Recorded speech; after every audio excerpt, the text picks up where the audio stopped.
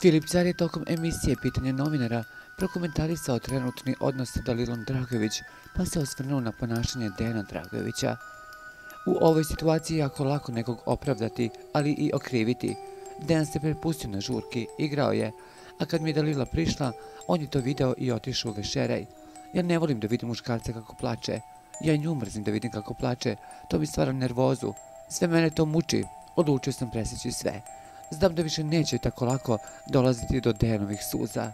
On je mnogo mudriji i pametniji od nje. Ja neću nju povrediti jer neću ulaziti u ljubavni odnos sa njom, prokomentarisao je Car. Nekim se srećom, svako ima pravo da komentariše zbog čega je moj plač. Moj plač je iz emocije, plakao sam jer me strefilo sve. Neke stvari me ne interesuju, meni je top ovako kako sada ide.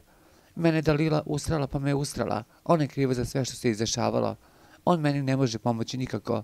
Ok, otvorio si mi oči, pokazao si mi sa kim sam živeo, rekao je Dejan.